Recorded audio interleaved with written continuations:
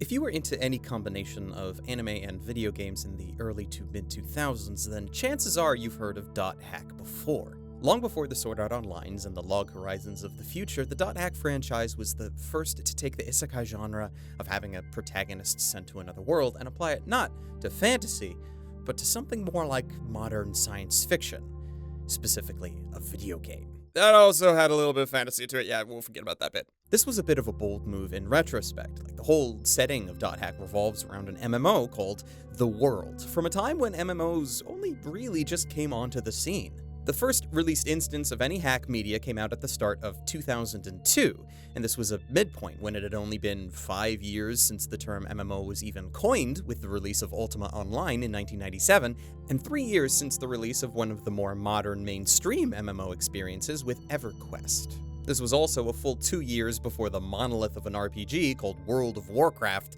would be released. The initial entries of dot hack introduced us to this fantasy-like world, but one that was heavily rooted in gaming mechanics and terms. This kind of setting would only become more prevalent as the years went on. So ladies, gentlemen, and others, my name is Arcada, and today on Glass Reflection we are taking a look at the early dot hack franchise and the birth of modern isekai.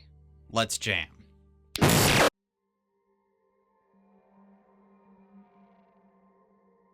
To start, we rewind to the beginning of the spring anime season of 2002. While many people would assume that the first entry in the dot hack franchise was the original 4 PlayStation 2 games, since it is the games which historically ended up driving the franchise forward, in this particular case, hack was kicked off a full 2 months earlier with the release of dot hack Sign. With a plotline that might sound overly cliche now, but was inspired back then, Sign tells the story of a young MMO player by the screen name of Tsukasa, who, due to mysterious circumstances, gets sucked into the MMO that they play, and is forced to live in this digital world. Tsukasa is not the same kind of protagonist, though, that we see becoming prevalent nowadays. He doesn't really know what happened to him, and largely he seems to feel apathetic about the whole thing. It might also be because it's not necessarily correct to call Tsukasa the protagonist. While he is definitely the focus of the series' big mystery, the plot isn't told from his perspective alone, and rather in how the rest of the cast of normal, not trapped players interact with him. Over the course of 26 episodes, Tsukasa ends up meeting with a variety of gamers who eventually learn of his plight and, despite Tsukasa's loner and introverted nature, seek to help him out of his predicament and also to scratch the surface on what actually caused him to be trapped in the first place, and what that could mean. Now, I've largely been harsh on Sign over the years, mostly because a lot of what actually made the series good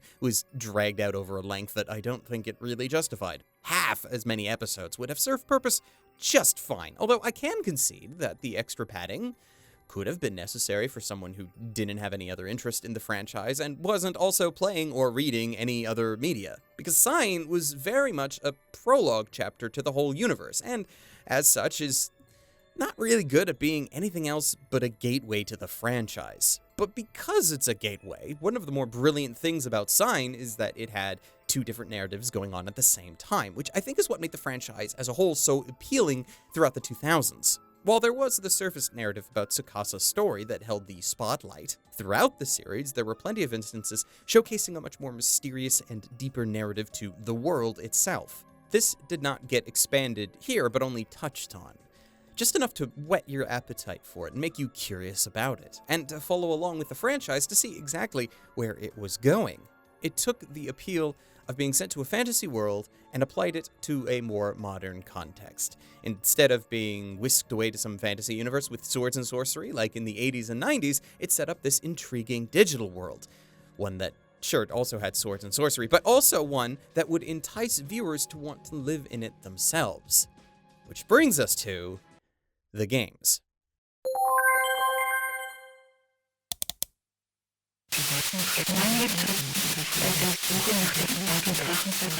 The original Hack tetralogy was a series of 4 games released on PlayStation 2 between June of 2002 and April of 2003. It was a rare set of games that decided to split its narrative into multiple parts sold separately rather than one solid compilation. And we'll get to that in a moment. The narrative of the games has the player character Kite introduced to this new MMO world by his friend, who plays a swordsman by the name of Orca. all goes well as an introduction to this new world until, during their first play session, they run across a mysterious girl being chased by a monster. In trying to save her, Orca gets hit with an unknown attack, which logs the character out.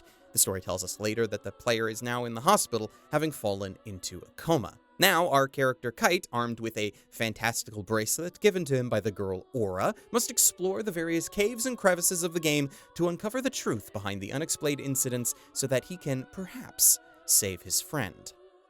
I loved these games when they came out, and my entry into the franchise began with them. This weird cyber mystery about coming together with friends to save a world we loved was a tale that had me hooked back when I was 12. Now, however, having replayed through the games in my late 20s, I can only say that the games have not held up. Though the reason for that is not because of the plot or the characters, but largely because of how Haku was developed and marketed. For example, when I said that the series contained 4 separate games, what if I told you that they really were all actually one game?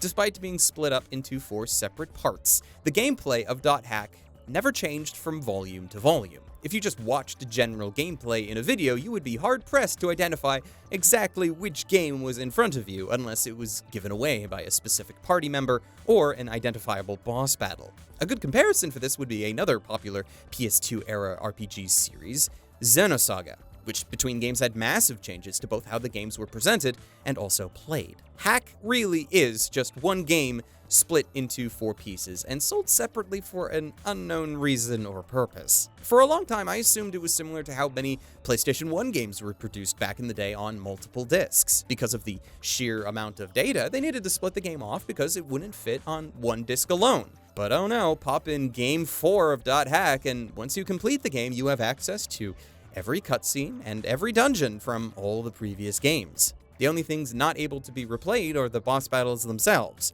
but I highly doubt that the models and attack patterns alone justify 4 discs, especially when all the boss stages themselves are identical to one another. So really, as far as the actual content to the series, it's all on disc 4 alone, or at least should be. It just isn't available, because why do that when you can sell the game in 4 parts at full retail value? It really does boggle my mind that they were able to get away with this back in the early 2000s. Like, can you imagine if they tried to do that today? Like, what if Square Enix came out and said that they were going to be releasing a Final Fantasy in episodic parts for no reason? No. Wait. It doesn't help that the vast majority of the game's plot is buried in gameplay tedium. Like, the whole goal with the gameplay was to create a simulated MMO world, and for 2002, I honestly think that they nailed that perfectly. And by that, I mean it was boring as shit. But having spent far too much time in more modern MMOs, the grind is just a bit too much. Because the whole game really is a grind and nothing more. 80% of this game is a loop where you are given a location keyword, you travel there, and whatever is supposed to happen will always occur on the bottom level of the location's procedurally generated dungeon. Get a new keyword, clear the dungeon, story continues without variation. 10% of the game, of course, is them simulating other parts of MMO life, like logging off the game to read your emails, only to then respond to them, and as soon as you log back into the game, ding dong, you got more mail! Like you weren't just there 2 seconds ago. Seriously, having multiple monitors are a godsend nowadays. Of course, the absolute worst part of the grind was dealing with your fellow players. And I'm honestly not sure if the AI is either helping or harming the realism in this respect. If you've played an MMO before, imagine a low-end pickup group where your fellow players have no agency on their own. They need to be told to do virtually everything, and in the more complicated fights, they sometimes feel more like a burden than a help. That's your party members in this game. Oh look, this enemy is immune to physical attacks. Good thing that Black Rose keeps trying to hit it with her sword, even after I went out of my way to tell her to use magic, which I know she has. Sometimes I truly wondered if it could get any worse, but as any PS2-era RPG player can tell you, this wasn't the worst AI party you could have been dealing with. Mankind! It's just not fun. Perhaps for someone who didn't spend an embarrassing amount of time living in a more recent MMO world, you might find it to be quite enjoyable, but I found it to be a slog. One that I'm happy I repeated, if only for the nostalgia, but a slog nonetheless. So why did I enjoy it? And why did I spend years searching through game swaps and convention dealers' rooms for a copy, especially when the price is so high? Like seriously, Part 4 alone can cost you over $2,000. I did not mean $2,000, holy shit. Part 4 alone can cost you over 200 Canadian, and trying to snag the whole set can cost far more than that. Well, what kept me interested in the series for so long was the style of it. Sure, the game was clunky, and looking at the narrative as a whole nowadays feels, well, cliché. There is a level of mystery and atmosphere to the development of the whole setting that still sticks with me to this day. Largely, I feel that this was due to the work of two musical composers, Chikayo Fukuda and Yuki Kajira. Fukuda was the composer for both sets of games, and while her compositions initially lacked a sense of epic scale at times when it might have needed it, she excelled in calming atmospheres and relaxed tones with just a hint of discord within them. It wasn't until the GU games that I thought she started growing heavily as a composer. This was when she was able to bring that same level of atmosphere to add both the epic scale for battle sequences and dial the unsettling calm up to 11. It was also when she possibly started taking some cues from Kajira's work on the franchise by including a new kind of eerie vocals, much to the mass enjoyment of all, especially me. While there were vocal tracks in the original games, GU is where Fukuda's work especially shined.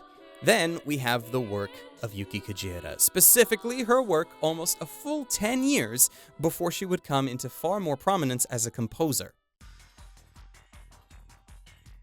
In the grand scheme of things, Kajira only worked on a very limited section of the franchise, but her tracks are some of the most memorable. Not only that, but since she was the composer on .hack Sign, one of the few positive things about that series, and since Sign was the first piece of hack media to be released, Kajira was responsible for the initial musical tone that fans of the series were introduced to. Her work on Sign is still some of the best the franchise has had to date, and it's really no surprise that shortly after this, she was tapped for another series of PS2 RPGs, and eventually called on to compose the music for the next stage of MMO Isekai in 2012. This all actually leads to the question of, what happened? With the recent boom of isekai worlds steeped deep in gaming, why have we not seen a resurgence of this franchise from the depths of the PS2 era? Well, while I don't have a confirmed answer to that question, I do have a particular theory. The franchise is way too bloated. The developers and owners of the .hack franchise went all in back when the series started, and I mean all in. They had a 24-episode .hack Sign that they produced, the original 4 PS4 games, and the sequel manga series that itself had its own anime adaptation. The games also came pre-packaged with a 4-episode OVA called Liminality, which tells a story that happened concurrent with the game's volumes, and is a hell of a lot more compelling nowadays with its narrative than the games themselves. It doesn't end there, though. There were also a slew of novels released, from AI Buster to Another Birth to even Zero, and this is all before .hack reached its second stage. After the success of a bunch of hack media, a number of companies came together to help usher in the franchise's second stage. Titled .hack Conglomerate, this series did a bit of a time jump from a narrative perspective, and they paved the way for a whole new set of media.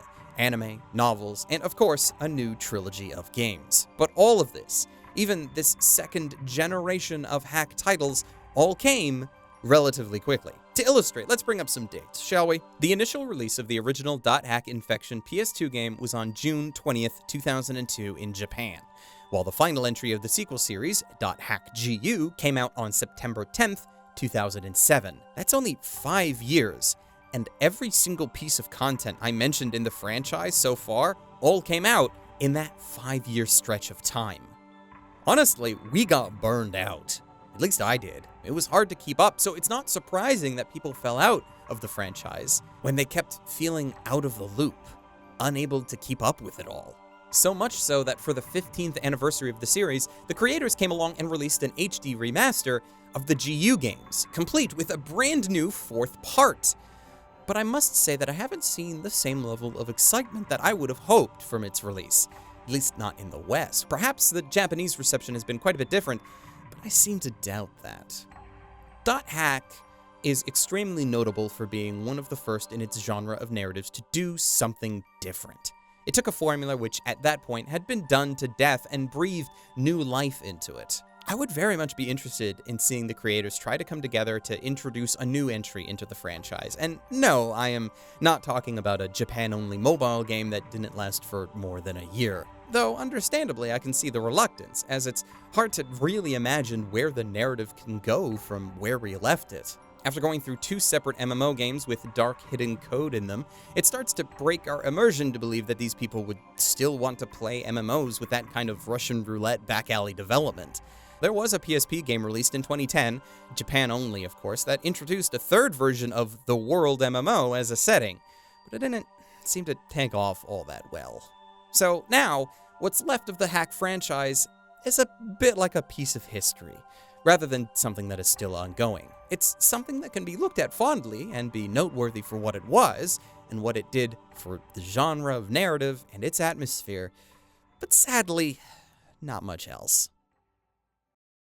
If you wanted to dive into the series nowadays, you could always start at the beginning with .hack Sign, as long as you can handle a story that really does feel like it's almost 20 years old. Either that or pick up the remaster of the GU series. While you would technically be missing a bunch of backstory to the setting if you went that route, it still works as a semi-introduction for newcomers and is as good of a place as any to start. Beyond that, I leave it to you. So thank you very much for watching this video. If you liked it and want to see more of this style, please let me know down in the comments and give the video a like if you feel so kind. Very special thanks to all of our patrons, specifically Calhoun Boy, Matthew Robertson, Hector Montemayor, Siri Yamako, Ryfen Bonaparte, Rune Jacobson, and Joshua Garcia, who are especially awesome. And until next time, ladies, gentlemen, and others, watch more anime, or video games, whatever.